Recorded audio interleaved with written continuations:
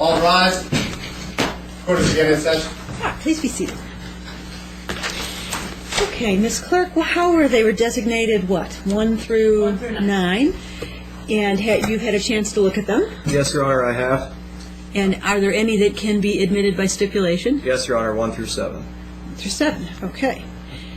Then 1 through 7 are admitted by stipulation. That means on 8 and 9, let's have you folks sworn so that you can either begin by telling your story or begin with those exhibits or whatever makes sense to you. So,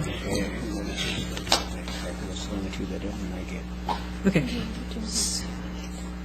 So could I start by having the two of you sworn so whatever you say from this point on is under oath? Actually, you were already sworn when you were called as witnesses. We did do that before lunch. You remain under oath. I forgot you were sworn in their case. So anything you say this afternoon remains under oath. It's the same proceeding. Exactly. Okay. Let's see. Exhibit A states Jeffrey Feeney's criminal record and perjury to Washington County. And I'm basing that up, and the printout of his criminal record that came from the criminal courthouse in Napa County, and that's to show, his character and his background, and also the perjury part, which is on the video, is it's a copy of the court video, that I purchased from here. And it shows, well, of course, the thing is, it's hard for you to hear his statement because he was in the back of the court where there isn't a microphone. But he stated that he, was doing foster care for our son. That's the perjury part because the state did not place the boy, so, that would be a... Lying to affect the outcome. Okay, well, one thing you can't do is you can't go back and forth like you are. One of you got to talk, and then the other. But let me start with the first thing. So there's multiple things in that folder. It sounds like. Yeah, well, it just is basically, a summary of his criminal history in Napa County that I got from the criminal courthouse. So hold on for a second. And I understand why you'd group them together. They concern the same individual. I understand the subject matter. So one of them is a court document from Napa County, correct? Well, actually, two of them, they were just face sheets from the criminal court's Okay, then office. let me have you pause. Your reason for objecting or basis is what? Your Honor, the evidence that I examined was not a court document. It was, in fact, a CD.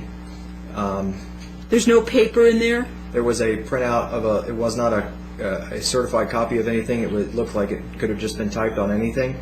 It was a typewritten list of information at the top as to what I believe what Mr. Sablon purports to be on the CD. But I saw no official documentation of any kind, and certainly no certified copies of anything from any court of any jurisdiction I'm aware of. Is there more than one thing in that envelope? Yes. I'm not supposed to see anything that's not admitted, and sometimes that has to happen because there's no other way to resolve it, but that's why I'm asking the The questions. two items that I saw, Your Honor, were a CD in a sleeve and then a 8.5 by 11 piece of paper to which it was paper clipped.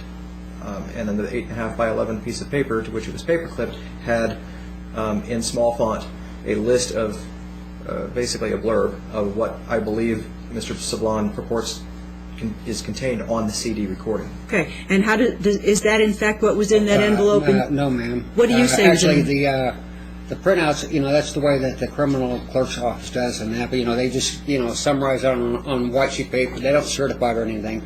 But on the CD, it is not the same thing as the paper. What is on the CD is a copy of the first hearing here in Washington County, where Mr. Feeney stated a lie on the court video. It's, it belongs. It's one of your court videos. So the CD comes from Washoe County. Yes, ma'am. The paper comes from Napa. Yes. And it's an exact duplicate of yours. It hasn't been altered in any shape or fashion. All I did is copy from the CD that I purchased here from Washington County. I copied it onto a DVD. I asked you the basis for objection to the paper. Yes. Do you also object to the CD? Yes, Your Honor, I believe, well, one, Mr. Feeney is not here, nor was he subpoenaed by Mr. Sablon. to be able to explain or be cross-examined as to the contents that Mr. Sablon purports are contained on the CD.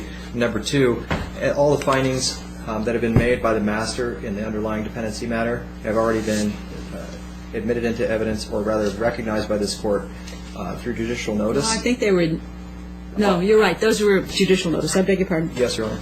And so anything that was stated in court was already reduced to an order through a master's findings and recommendations, and later an order affirming after no objection. And therefore I would submit that anything stated by someone in the back of the courtroom, as Mr. Sablon has just stated, is irrelevant to these proceedings. And plus, Mr. Feeney was not subpoenaed. He's not here to explain or do anything with that kind of evidence presented.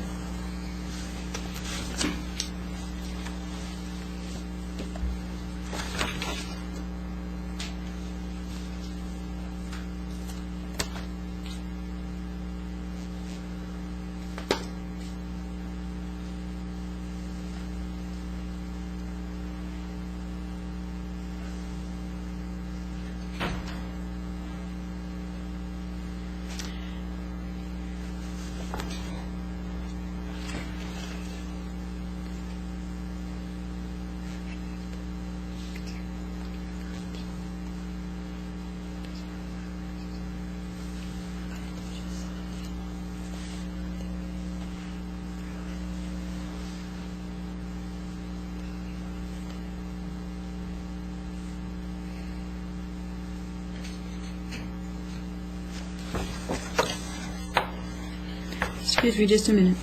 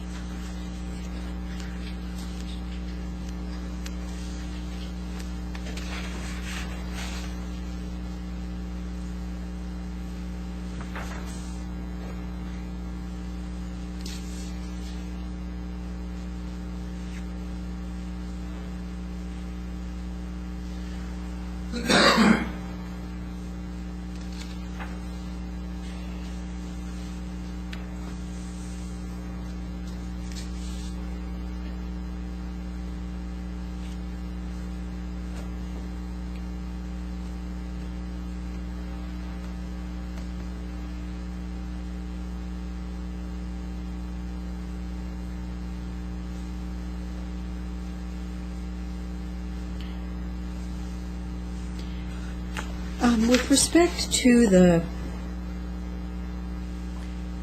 document from Napa, Yes. the NRS 52.152 covers a paper being authentic if it's been certified, which is what Mr. Shannon is saying. It's not a certified copy, and I Yes, I understand. think you're saying that. And then with respect to so not being certified, over objection, I don't think I can receive it, so I won't be. With respect to the tape of our own court, why it is an out-of-court statement. This gentleman is not here testifying. That's true, Your Honor. In fact, he shouldn't have even been in that courtroom to begin with, because he's not a blood relative, and it's a confidential proceeding. And we did make that objection at that time. Right, and if you had made an objection, certainly We would did. have. Not to me. No, I know, not. Oh, okay. No, I'm just saying I didn't know, but I did make it at the time. But it is. So any statement of his on a tape is going to be hearsay. Have you any argument why it would not be? It's an out-of-court statement that you now want me to accept. Courtmaster Buffy Drillin asked him to identify himself. Do you just? Well, in fact, Mr. Woodson and Mr. Feeney both were here Neither one was invited. Mr. Feeney was not a blood relative. We expressed to Ms. Crutcher that we did not want Mr. Feeney in the courtroom because he's not a blood relative. Okay, you're talking about something different than I am. I'm talking about the admission of the CD as evidence today. Yeah. Okay, and evidently you want me to listen to it to hear something he said, correct? Well, yeah, all it is the same thing they already spoke about here in this courtroom about the foster care thing, and we already clarified that the state did not place our son. And he said the same thing on the court video. You know, he mentioned to Ms. Drilling about doing extended foster care and all that. Okay, then if it's cumulative of what he said already, I think it's probably not admissible because it's when they say an out-of-court statement, it's out of court where we are right now. Yeah, out of this court. And there are some exceptions to that, but I can't think of one. Right. So if he's already said it, I think it's probably in your best interest just to allow you to argue it from his testimony already, rather than count them. See, I had another question. Okay, now this court, right, this is not a confidential court? Or is it supposed to be a confidential proceeding? Let's find exactly what this chapter says. Because, like in California, you have family court, which is not confidential, and then JV, where is confidential. You know, it varies within family and juvenile court in many states, including this one, so it's not even that simple. It's not all are one way and all are the other. It's a mixture in both courts. Some family court matters are closed, some are open, some juvenile are closed, some are open. Right. Okay, so 128.090. thank you. Yes, Your Honor. So let's.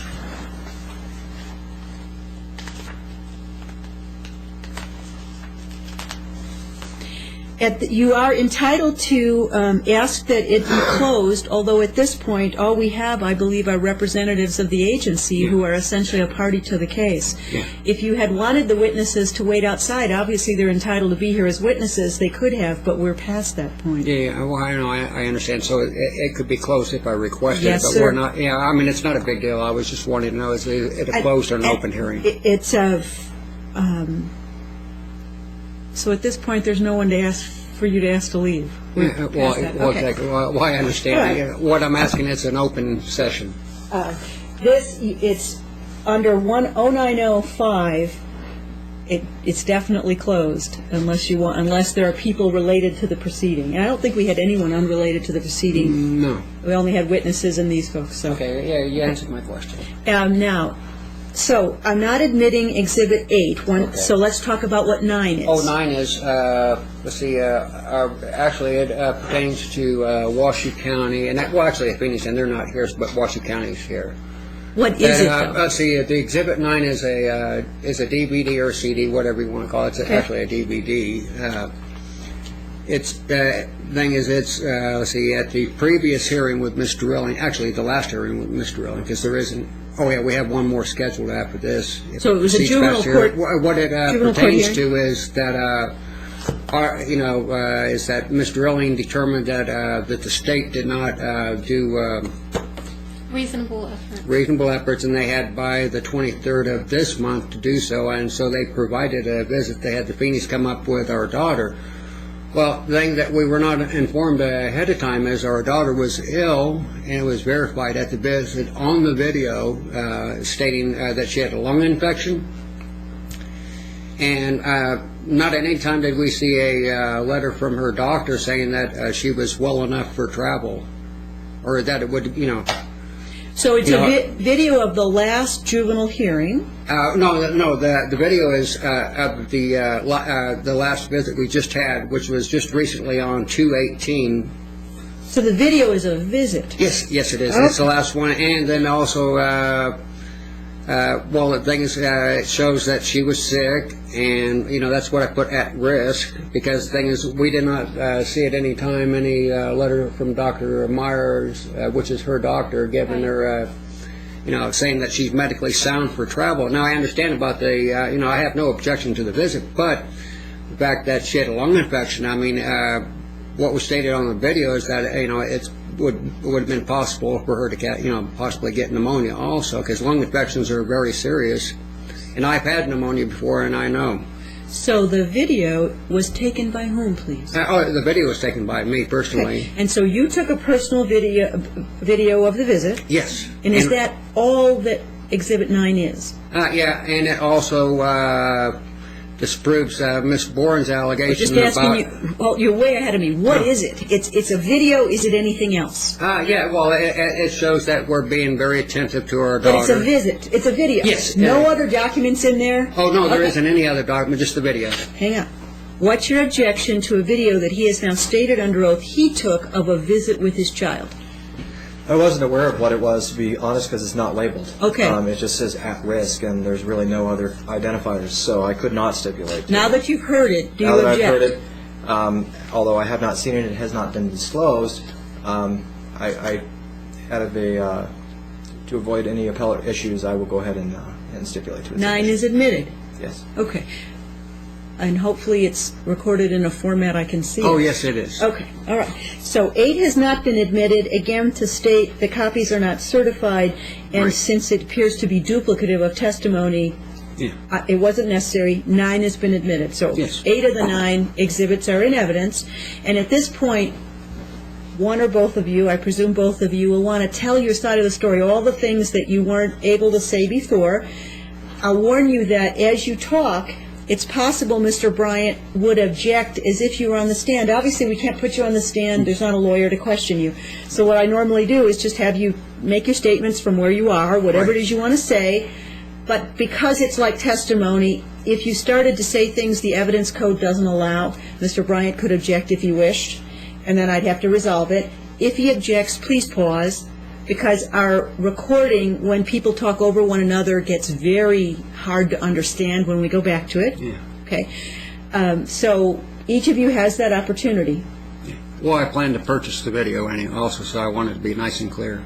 Better yet. And you have a vested interest in it being clear. So who would like to begin? Mr. Sablon, this one. Please go ahead when you're ready, sir. Okay. Well, like I stated, okay, like with since we've already got the exhibits in, right? They're in, and I'll read them at the conclusion. I haven't read them yet, of course. Are these right here? I can look at them as you talk. Okay, well, Right. well, that's fair. Well, like Exhibit 1 is collateral estoppel, and I presented this twice to Ms. Drilling, and it states, like the standards for collateral estoppel, and explains why that both of our cases fit the criteria for collateral estoppel. And also, Your Honor, I copied out the Supreme Court ruling that backs up collateral estoppel also. That's Harris versus Washington. Which, if you wish to look at the case law, I have it right here. I do not need you to give me that, but thank you for the offer. Okay.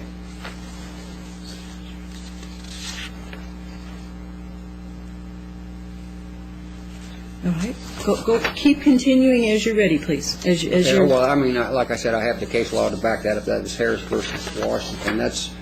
And the document in front of you, that's why it's collateral estoppel. But most importantly, before I continue with any other further exhibit, I wanted to get to the, I should have got to the Ninth Circuit Courts of Appeals ruling on Rogers versus San Joaquin, where, where in this ruling here from the Ninth Circuit Court, from this, from their conclusion, it states that, if there's no, immediate danger to a child or whatever, and the state, like the social service, has ample time to obtain a warrant, that they must do so. And so basically what this says is that the state cannot do a warrantless entry, investigation, or seizure of a child without probable cause. And no warrant was issued. No police officer substantiated anything.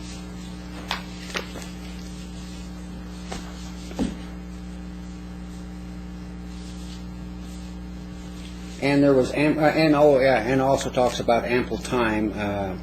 And they had from Saturday till late Monday afternoon to obtain a warrant, and they did not even attempt to obtain a warrant.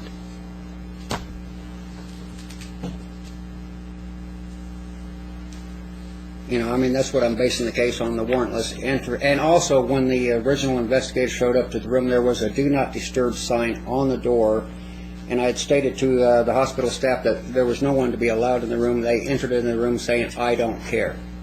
So that was the warrantless entry. And then they did the threatening part, you know, for us to cooperate. And so we eventually did. And then also I let, you know, they asked us how much money we had and whatever. I said like $4. And I said, but I can get more money. I said, and I let her quote exactly, how much would you like me to get? She said $300. I said, okay, fine. And within 60 seconds, I had $300. I could have had $5 if I wanted, but I let her quote the price. Those were to purchase baby supplies, which we did the very next day. By that, well, actually, the very next evening, after speaking with Amanda Crutcher at the hospital, where she states in her own report that she observed us being appropriate. I'm going to object because it alludes to facts, not in evidence. Mr. Sablon had the opportunity to address this when he was questioned under oath, and he refused. Well, that still doesn't negate the fact that they did. Hang on, sir. So Is he referring to? Is this? Well, a fact's not an evidence. He doesn't. His case in chief isn't limited to facts and evidence. He can make. is he making a closing argument, or is he presenting? I don't. I guess I don't understand what he's doing. And I think those boundaries are hard for folks who represent themselves. These are his sworn statements at the moment, and you can cross-examine him on them. If he will not answer your questions, that's the tricky part. I think at that point, he may risk having his testimony, parts of it stricken, if he's not willing to be cross-examined on it. Very well. But so at this point, he's stating something that he says Ms. Crutcher stated out of on her own record, which Mr. Bryant's office provided to me. Actually, Your Honor, what he's attempting to characterize Ms. Crutcher's testimony. That's why I assumed he was making some sort of legal argument rather than testimony. Oh no! I'm going to let him continue because I think it's hard. And it's hard for me as well. It's hard. Thank you. Go ahead and be seated. It's difficult to require folks without a legal training to follow every rule. And yet, if you let them say nothing, that's a due process problem, too, because you can't hear their side of the story. So it's a path to walk, and we'll just try to walk it. Please, at this point, just continue with what you want me to know. Okay, I just wanted to, put Mr. Bryant, where I got that from is her actual report that his office gave to me that I have at home. It's, the actual report, what she stated. All right. In her own report, it's nothing that it's his office gave it to me. Okay. Because he gave me all those because he's going to use those as evidence here in this court. I understand that that all that, and he had to summarize everything, but he gave me that, and so I was just pulling parts of the report out. So your source for that was a court report. Yeah. Okay. Go ahead. And anyway, she stated that she observed us being appropriate with our daughter and all that. And that is also where the actual seizure took place on that day. And the hospital tried to get us to sign papers, and there's no way that we would sign anything, because we did not agree with it. And again, she did not have a warrant, and she had ample time. In fact, that was a weekday. That was on a Monday, and she had till she seen us in the hospital later that afternoon. I think it was in or around 2 or 3 in the afternoon, and she had ample time to obtain a warrant if there was probable cause, which a judge will only order a warrant if there is probable cause. And the child was, as far as the child's condition goes, I delivered the child myself.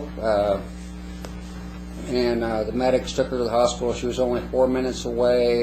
They had claims that she had needs as far as her temperature being low. I've heard different things on it, but we have the actual medical records that I submitted at Mr. Ellion's court. I submitted that at the evidentiary and the actual medical records stating that she was a viable female. In fact, she was ready to check out of the hospital. We checked in Friday evening. 23rd. Yeah, it was around about between. It was early Friday evening, and our daughter was going to be checked out of the hospital by Sunday. When we did check out, but we checked out by ourselves because the CPS put a hold, which is not lawful. There's not a court order, and but she was perfectly healthy by that day. The doctor didn't have any concerns about Well, that. she was healthy the whole time. And yeah, well, actually, she was, and that was the thing that prompted this whole issue. In fact, I can tell you exactly what took place at the hospital. It's that we checked in on Friday. Let's see, I had some disagreements with the nurses because they're not physicians. You know, they were, what they were stating and what I was seeing with my own two eyes, it just didn't go together. So I became very concerned. I brought my computer down there and took a video of their monitors so they couldn't play with the numbers. Well, within about approximately 2 hours after doing so, a hospital social worker came down and tried to speak with me, and she identified herself, and I informed her that I don't like social workers and that I don't have to talk to you. You know, that's my right, you know. And then she mentioned something about calling CPS, and I just told her, go ahead, we haven't done anything wrong. So she called, and also she made demands on me at the time, you know, that I had to speak with her, that we had to, you know, demanded that we must speak with her. And I told her, no, we don't. You know, we don't need any of your service. You know, in other words, we don't need your service. If we wanted any resources or whatever, we would have requested ourselves. The reason why you're in this room is because your staff reported to you that I videotaped your monitors. And so she made the call, and it's my belief that she made the call out of malice. Because when the CPS investigators showed up, and like I said, they entered the room without our permission. In fact, there was a "Do Not Disturb" sign on, and we were told them that they were not allowed to enter, and they entered anyway. They said they didn't care.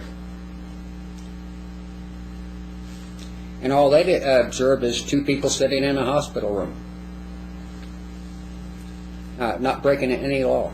Just sitting there, doing nothing.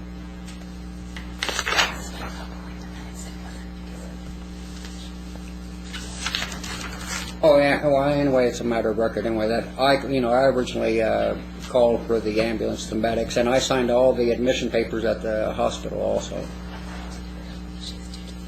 Yeah, well, yeah. Anyway, it wasn't due to any medical condition. It was due to the fact I just delivered my child.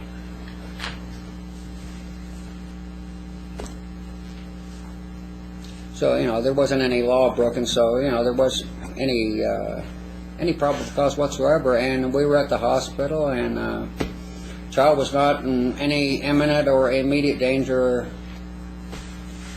at all. So, which means that if CPS wanted to make an issue of it, they had ample time to get a warrant. Child was not in the immediate physical danger. And Rogers versus San Joaquin, right here, states that if there isn't immediate danger to that child, physical danger, that you must get a warrant. That's what the Ninth Circuit Court of Appeals said, which Nevada is under their jurisdiction.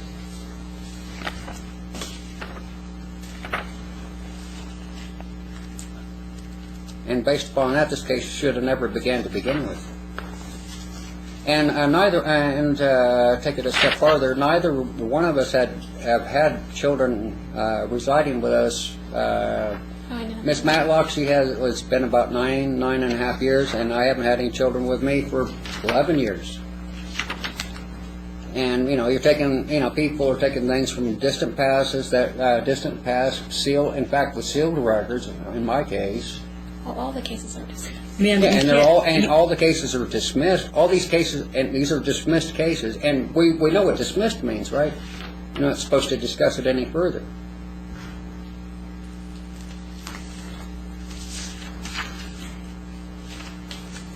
in Nevada, and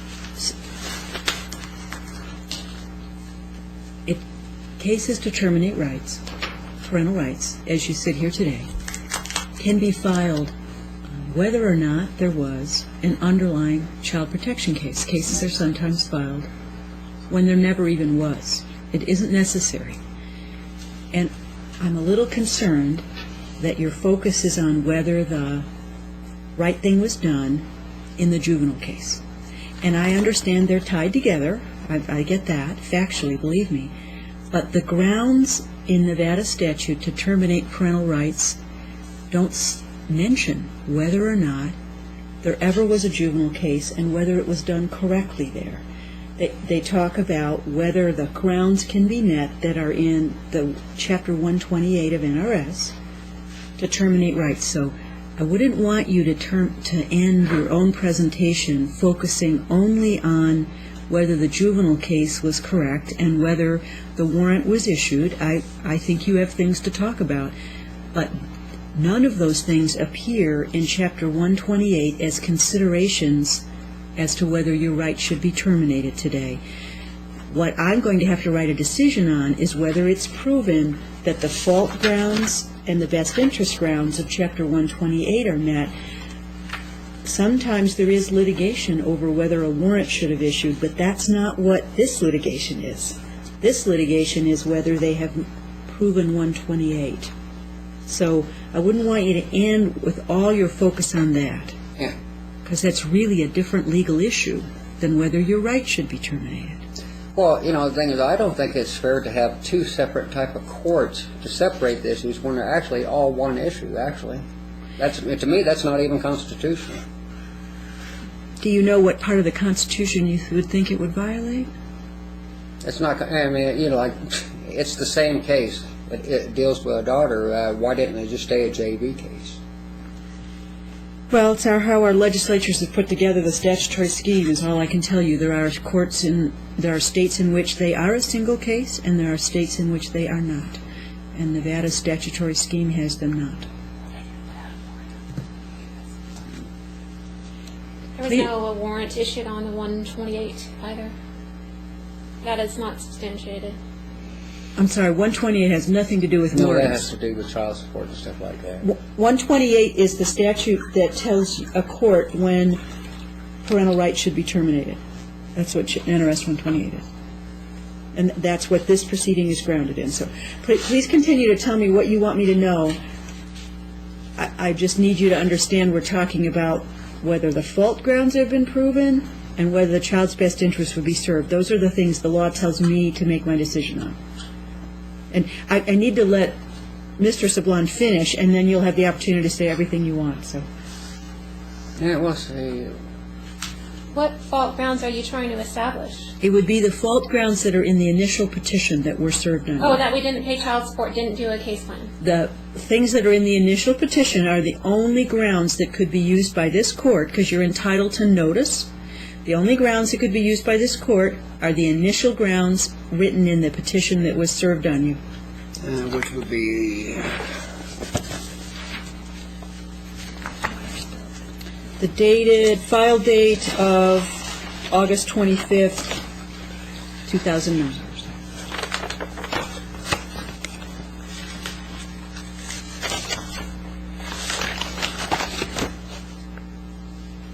And what individual is establishing this, other than Mr. Bryant? I can't answer those questions. It's your argument as to whether you think it was the admitted exhibits and the testimony and the things of which judicial notice were taken Okay, well, are what the court we're would not going to consider. do a case plan or child support because we filed a federal counterclaim, and that is our way of reunifying with our daughter. We filed a federal counterclaim. So the allegation that we don't wish to make any efforts to reunify with her, maybe we're not doing it the way they'd like to see us do it. But we did file a counterclaim, and that is our attempt to reunify with our daughter. So that would be a false allegation. Yeah, and though that NRS 128 says that it doesn't meet the standards of the Supreme Court on clear and convincing evidence, Your Honor. I'm sorry, sir? To quote the case, and I have it right here verbatim, is Santowski versus Kramer. This deals with the Supreme Court's ruling on when you're going to terminate somebody's rights. The standard. The standard is clear and convincing evidence. The worker should not have been allowed to testify.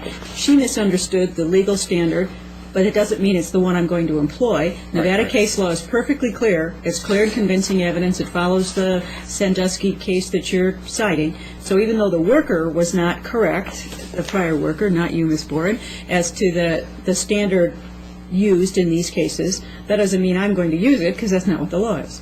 Well, we object to the fact that he believes that there's clear and convincing evidence. We don't see any evidence at all. In fact, all the evidence that we have on our videotape contradicts everything that's being said. We have a slew of videotape evidence that clearly disproves everything. Well, this would be the time, ma'am, to detail what you think disproves what. That you're just giving me your conclusion, but what you think, what in the, because I haven't seen your evidence yet, but what you think. We have right here, right now. Well, see, I don't know. I think we're pretty well done with the hospital. But they're. And if at any point you want a few moments to talk and come back, I'm happy to give it to you. Well, these laws and requirements don't apply to a family unless you had a probable cause warrant. If you don't have a probable cause warrant, you can't apply these laws. Ma'am, 128, which is the termination chapter, does not have anything to do with warrants. I agree with you. The Ninth Circuit requires a warrant for a child protection case except in certain circumstances that the case law sets out. Today's hearing, I'm not saying in juvenile court, 128, anyone can file an action to terminate parental rights. Doesn't even have to be CPS. It could have been your mother, the Feeneys, it could be a stranger. It has nothing to do with the removal of your child legally. The warrant issue is a different issue. Well, I just don't see any clear and convincing evidence. I'm sorry. Okay, well, let's finish off with our exhibits. Let's see, we got to see Exhibit 1. I think you only got through one, that's right. I had two in front of me. Now, Exhibit 2 is conspiracy. This is where Washington County supplied confidential JV information to John Street, which is the Feeney's attorney, and it states in that petition that Washington County is seeking to terminate, looking for an excuse. And also, while we were in the Napa Valley, they spoke about this COPE agency, which we also spoke with them. And we also have a letter, which we have in as coming up as an exhibit also. Napa County is stating that they don't know anything about that.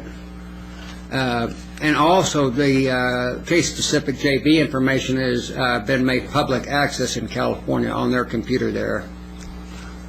That was our confidential information. It was made ready available by Washoe County. That would be on attachment 9 of what you're looking for, if it says conspiracy on it. And if you note in there, it says that Washoe County is seeking to terminate. In other words, looking just for any excuse whatsoever.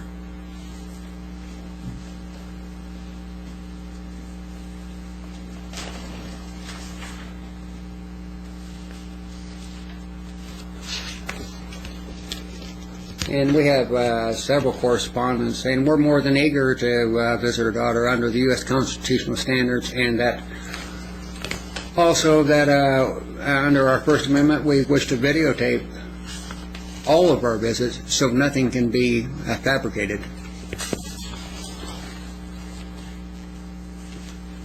And also, we spoke with Cope personally after receiving the letter from Napa County, and they said they don't do out-of-state cases. And now today, Ms. Boren said that that that she has a letter stating that they are now.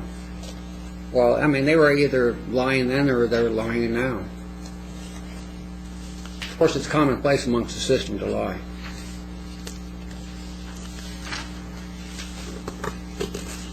And let's see, and so that pretty much covers Exhibit 2 and the conspiracy. And if the court terminates me today, that confirms the conspiracy, which I'm taking this matter up in federal court over in California. I'm going to be doing a withdrawal from the federal court here and refiling in San Francisco and taking all the states that are responsible under a diversity jurisdiction with a jury demand,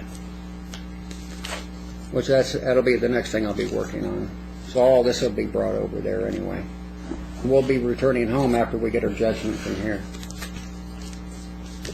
And I'll be working on the federal matter. And Exhibit 3 is, it says email fraud by Ryan Bourne. That's concerning our daughter's well baby checkup. And the reason why I say that it's fraud, if you look at it, and it also says, it's a cyber crime. Anything you do on the internet like that would be considered a cyber crime also.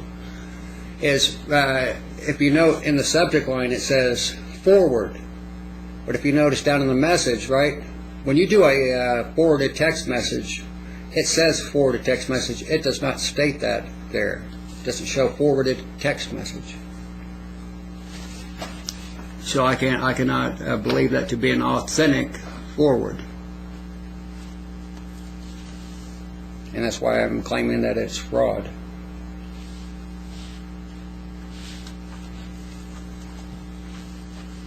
Because I do email and web, I do web, I know web language and all that stuff. I understand that stuff perfectly, and I can tell when when it's not legit. Also, when you're sending an email, there's normally at least one email attached to that email when you're sending. And all emails should, like when your initial one should have all the emails that you just emailed to in your sent mail. And let's see. It started off, kicked it off with that and the well baby checkup. And the next is a correspondence where they're transferring our child and saying that they're putting our visits on hold. In other words, withholding and concealing the child, and did conceal the child until recently, which we stated to Mr. Ellen, and I know that's not any business of this court. Then in Exhibit 5, I have a clarification letter from Napa County on visitation issues, stating that they didn't confirm Ms. Boren's stipulation. In other words, they're not backing up Washoe County. They said they don't know what she's talking about. As far as putting stipulations on it. Yes, as far as putting stipulations, because Ms. Boren forwarded some California law, and I sent that law back to her and even highlighted it, that law of videotaping your visit only pertains to sex offenders, which neither one of us are, so that law does not apply, and we are allowed to videotape our visits. But since we already seen the petition saying seeking to terminate, you can bet your bottom dollar that we're going to have an audio or video there, because we're not going to allow that. We stated several times to Washoe County that, hey, we are more than eager to visit our daughter. Like, what do you have to hide about us having it on video or audio? Unless you want to fabricate something. That would be your answer to seek, right? But most importantly, the most current issue, which deals with fraud again, that was sent via the internet. It shows that the Could I tell you? 3525 form. I'm sorry, sir. Excuse me. What are you referring to, please? Which one? Exhibit 6. 6. Okay, go ahead, please. Which is ICPC. Okay. Okay, and the contents of that envelope is, first of all, it shows, let's see, the email that had the form attached to it. Now I have the form itself. It should be there up front. And if you note on that face sheet, which what I would say they would refer to as a quarterly report, but it's a face sheet, it's supposed to coincide with the Form A of ICPC. As I also included Form B, which is signed by the right person, that Miss Baker sent to me, and I got the original with me to show that. Because all I did is took a photocopy, and I got the original that Miss Baker sent me here. And if you notice on the one that Miss Baker sent me, that it has Shannon Foster's signature on it, which hers is the authorized signature, and on The same face sheet still has Shannon Foster typewritten on there, and also where the boxes are checked that it's computer generated and not hand checked. And also I have in that same exhibit, I have all the authorized people from Carson City that are allowed to sign these A and B documents and the face sheets that go along with them. They're supposed to correspond with each other, and I provided blank A and B forms. And if you note at the bottom of the A form, it requires signatures from both compact administrators from both sides of the border. And then it has stipulations how many days they have to sign it and get it back to you.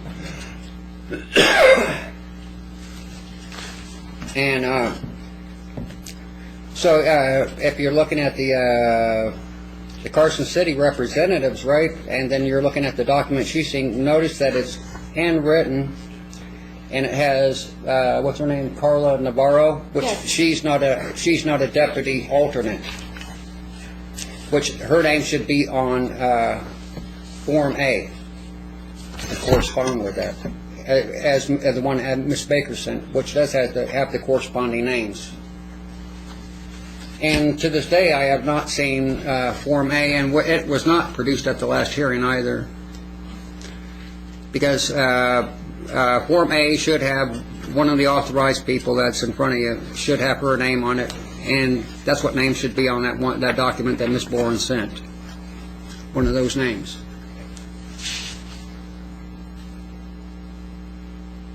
And even to a rank amateur, you can look at Miss Baker's and tell that one is authentic.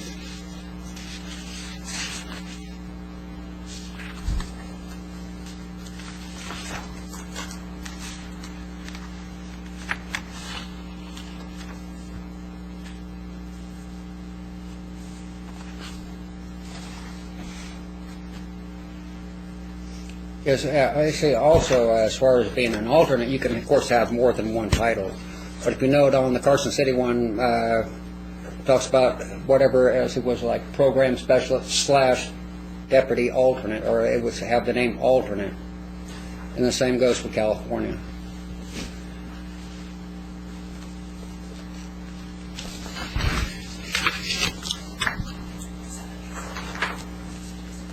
Oh, and so, so with this in view, that makes it an illegal placement.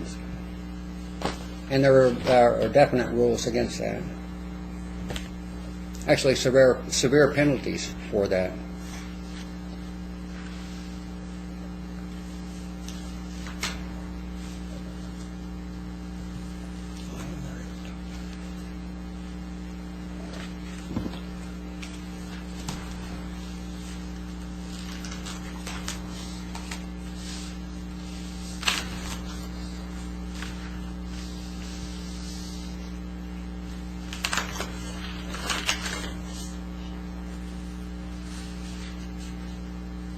And then, of course, the plastic. Well, we're up to Exhibit 7 now, and that's just visitation requests, and we only put, let's see, I believe 1 or 2 in that. But there were several. We made several with no response. And like I said, we didn't get a visit till just recently. Under California Penal Code and the NRS, fit terms for concealment. And to also prove that, as the last visit, Washington County had the Feeneys bring our daughter over here, so there wouldn't have been any problem with us visiting just right here in Nevada. In fact, they let us uproot ourselves and go to California after our daughter, because the thing is, we wanted to be there in order to visit, when we could have just stayed here living in Nevada, and they could have just brought our daughter up once a month. But it proves they could have supplied visits all along.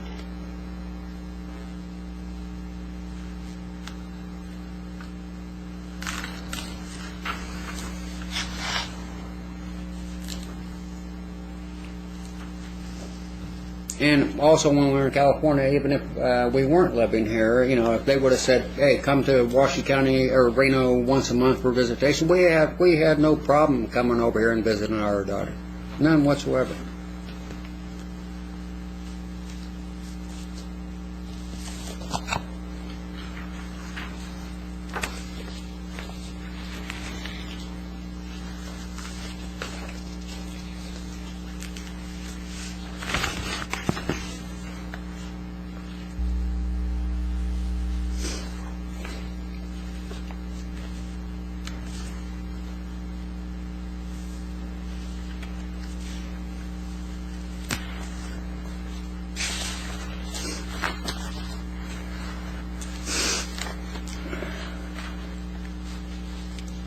And of course, that has nothing to do with this court. Also, under the Sixth Amendment, you have the right to face your accuser also, which that never happened.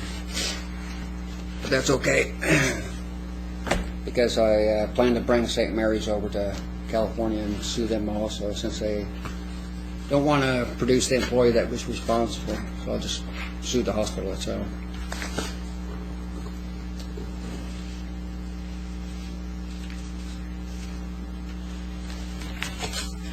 And I stated to the psychologist also in this last visit, I said it wouldn't matter what performance I do here today. It wouldn't matter how spectacular or how on the money on the law I am, what I say, when the court has already made up their mind.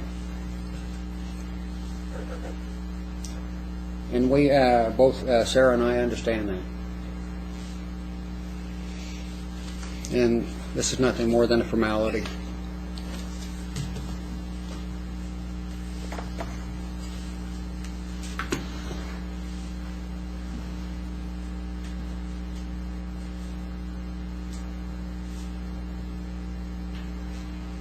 Oh, and see, most of all, constitutionally speaking, what has been perpetrated on Sarah and I falls under, let's see, what?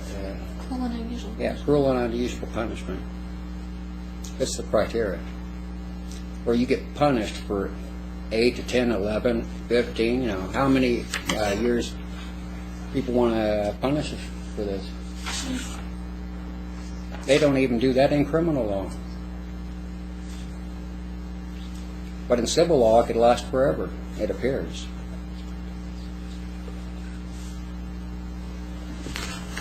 Anything else, sir? That pretty much sums it up. Ma'am, what would you like to add, please?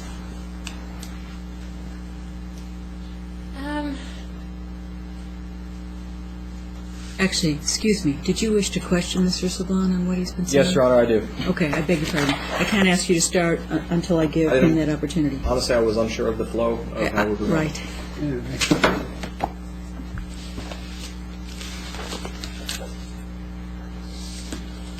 Mr. Sablon, you've heard the testimony today presented that you harassed Ryan Bourne. You've heard that testimony, correct? Oh, yes, sir. You've heard the testimony that you harassed Rebecca Feeney, correct? Yes, sir. You've heard that, or you've made the statements that you plan on suing the states that are responsible for Yes, sir. Electra being in care. Is that correct? Oh, no, not for being in care, for our rights being violated, and as far as being harassed, or what you refer to as... Objection, no response. Right, you need to let him finish his question, please, before you answer. Well, I was just going to answer his question. I don't think he was quite finished. The question was a yes or no question. You made the statement that you plan on suing states. Is that correct? Yes, for denying our constitution. You just made the statement that you plan on suing the hospital. Is that correct? Yes, we do. Mr. Sablon, that's a lot of activity. What have you done to reunify with Ellie in this case? I'm sorry. A counterclaim. Excuse me, Miss Matlock, essentially now he's a witness. Okay. You would be coaching a witness, so you need to be quiet while he answers. Yeah. Okay. Well, anyway, I already filed a counterclaim, and actually the first thing on that complaint that I asked for in return is everything returned to me. The children are my first concern, and that's what the complaint says, for the return of my children, plus compensation for pain and suffering. I already, like I said, I already have one federal case filed, and that's what it states on it. You can get a copy of it if you wish. No further questions. All right. Please go ahead, ma'am, with what you would wish to say. Well, there's no guarantee that if we did what they're asking, that we would that she would be returned to us anyway. And we've learned... Objection. I beg your pardon. One of you's got to it's your turn. finish, and then the other starts. So before you started, is there anything else you want to say, sir, before I turn to Ms. Matlock? Is there anything I want No, to is say? there anything else he wants to say, Mr. Saban wants to say before turning to Ms. Matlock? Or were you truly finished? Oh, yeah, I'm done. I was just... Okay. Then please, similarly, don't coach the witness. She needs to speak on her own. Please go ahead, ma'am. I just don't feel that a case plan would reunify me with my daughter. I know how CPS works, and everybody I've ever known who's done a case plan, including myself, has never gotten their children back, ever. Yeah, that's what I was going to say, is there are millions of stories of other individuals clear across the nation which verify this also. Yeah. All right, your opportunity's ended. It's your turn, so if you want to continue speaking, you may now. I just don't trust an agency that starts out lying to begin with, that doesn't follow the law to begin with. So why should I cooperate with an agency that I don't feel is acting ethically, morally, or legally? And that is my right as a U.S. citizen. If I feel that a case plan would do more harm than good, and end up giving me a lesser chance of getting my child back than if I were to file a federal case with a jury, that is my prerogative to make that judgment, and is also James' prerogative to make that judgment. We're free American citizens, or are we? Yeah. Well, that was one point that Sir. because he cut me off. Because he made a reference to Step Online and all that. Thing is, that's my First Amendment right. The newspapers do it, the media does it, and it's my First Amendment, and that's what I'm standing by. That's what Yeah, I and wish another thing I'd like to point out is our address is also given out without permission. As far as Mrs. Feeney talking about being harassed, they harassed us by taking our child and concealing him unlawfully and then filing a fraudulent case. So actually they violated us. And she never sent us an email after she abducted our child saying that the reasons why she felt that our blogs were unjustified. It was justified. And if it happened to any of you, you'd probably be wanting to do a much more drastic things than what we did. That's fine. Anything else, ma'am? No. Any cross-examination? No, Your Honor. Do you have any other witnesses that you wish to call? No, we're just here to live here temporarily, so we don't have any. We don't know anyone here in the state of Nevada other than ourselves. Do you wish to make closing argument? I do, Your Honor. Or do you have any sir rebuttal, I suppose I should ask you also? No, Your Honor, I just wish to close. Go ahead when you're ready. Thank you, Your Honor. Your Honor, this is a case to terminate the parental rights of James Sablon and Sarah Matlock under the provisions of Chapter 128 of the Nevada Revised Statutes. The statutes are very clear in what conditions parental rights may be terminated, and the circumstances of the termination must be proven to the court's satisfaction by a clear and convincing evidence standard. Your Honor, evidence has been submitted here today in the form of testimonial evidence and documentary evidence that I would submit to the court constitutes clear and convincing evidence of one parental fault, and I will go through the specific statutes of 128.0126 and 128.109 sub 1 sub b, in that the failure of these parents to substantially comply with a case plan and adjust the circumstances and remedy the conditions that led to the out-of-home placement, in this case within a 6-month period, has been proven by unrebutted and clear and convincing evidence. There's absolutely nothing that's been done during the time that this case has been, that the underlying juvenile case has been in existence. This child has been out of care for over 13 months. And to date, nothing can be identified other than periodic visitation that I would submit to the court constitutes any effort whatsoever on behalf of James Sablon and Sarah Matlock to reunify with their minor child, Electra Illuminati Sablon. In fact, when asked, the answer to what have you done to reunify was clearly answered with, we filed lawsuits. And we've heard a lot about lawsuits. We've heard a lot about what supposed judicial and legal statutory authority exists out there to compel the reunification of Electra with her parents, her biological parents. Yet, nothing has been stated that would comprise substantial or any kind of effort whatsoever to comply with a case plan to address the two primary areas that led to Electra's out-of-home placement, that being lack of stable housing and income, as well as the mental health issues that have been identified in previous cases with respect to the termination of parental rights of 2 other children, Jeffrey and Tyler, with respect to identification of mental health issues in the ongoing case by social services at the time of removal, and that have been found by the master in this case, and no objection being filed, were affirmed by this court. I would submit that the conduct of the parties in court today also is admissible evidence of a mental health condition that must be considered by this court, particularly with respect to unfitness under 128.018, and that by reason of their mental health condition in 106 sub 1, where the emotional illness or mental defect of these parents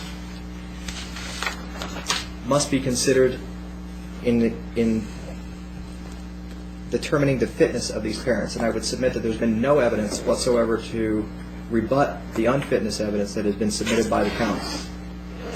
Unfortunately, Electra has not had the benefit of having her biological parents in her life, her entire life, up to this date. She's been neglected pursuant to the definitions of 128.014, subparagraph 2, and that Mr. Sablon and Ms. Matlock have refused, outright refused, to provide the necessary care for her well-being. There's been no support paid and no efforts made, and therefore only token efforts can be deemed to have been made by Mr. Sablon and Ms. Matlock pursuant to 128.015 sub 2. I would submit that the evidence also shows, by a clear and convincing standard, that it's in Electra's best interest to terminate the parental rights of her biological parents, and that she has been placed and is fully bonded with her adoptive home, prospective adoptive home, with Rebecca and Jeffrey Feeney, in that she is with a sibling. She has familial continuity with her maternal grandparents, that the grandparents have become not just the family, but evidence was presented and testimony was presented that was unrebutted that their bonds between the Woodsons and the Feeneys exceed that of friends. They are now family, and that those bonds will continue beyond today. The benefit of that relationship, of course, is the minor child in this case, Electra Illuminati Sablon, who everybody affectionately refers to as Ellie. Your Honor, in this case, there's been absolutely no evidence presented against the county's case, other than we've filed lawsuits and we've made our visits. But there's been nothing done, and that fact is unrefuted. Nothing done to reunify Sarah Matlock and James Sablon with their biological daughter. And while that is unfortunate, that is the unfortunate conclusion, I submit that the best thing that could happen for Ellie, the fortunate result of that circumstance, could be a termination of parental rights order so that Ellie can be adopted by her adoptive placements, Rebecca and Jeffrey Feeney. Thank you.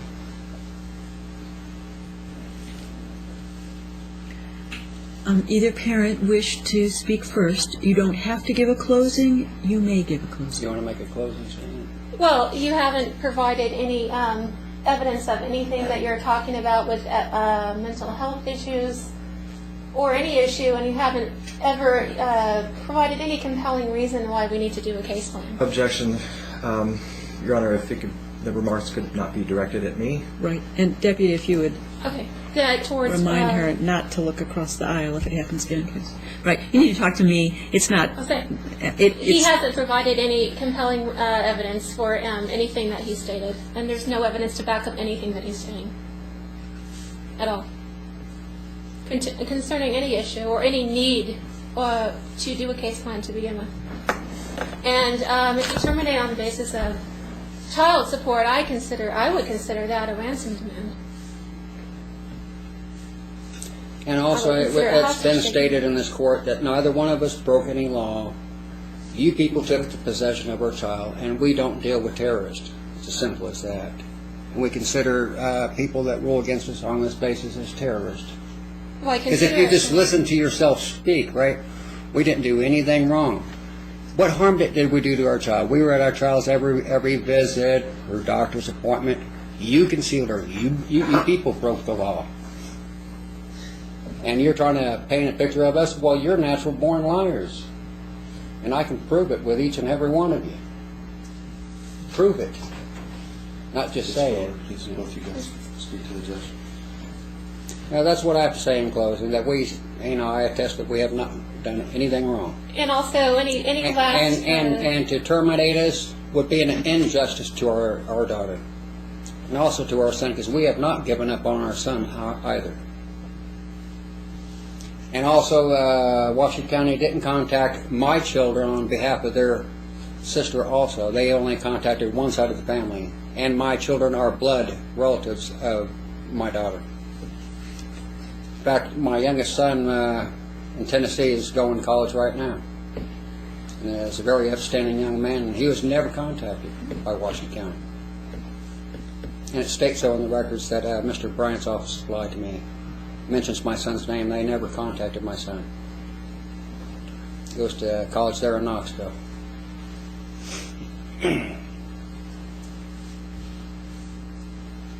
That's about all I have to say. Anything else, ma'am? Well, contrary to the way CPS likes to paint things, I never needed to go take a psychological evaluation because the last one I had was in my favor. And that was even said at the evidentiary hearing, that the last one went in my favor. So it wasn't necessary to do that. And as far as mental health issues, there wasn't any evidence of acting crazy or bizarre from the beginning of this case until now. And it's understandable if people are angry because you came in without probable cause, but those are natural human feelings towards injustices done. Those are not, it's not acting bizarre or acting strange or anything like that. So I don't agree with those statements for that reason.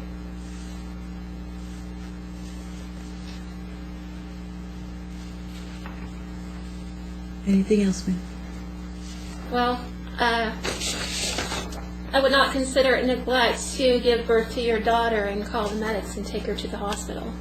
I would consider it neglect to transport her across state lines after concealing her for 5 months from her natural parents who want to see her, and bringing her at a time when she's about likely to get pneumonia, as they said out of their own mouths. Across state lines without a doctor's excuse that she's sound for travel, or a doctor's advisement.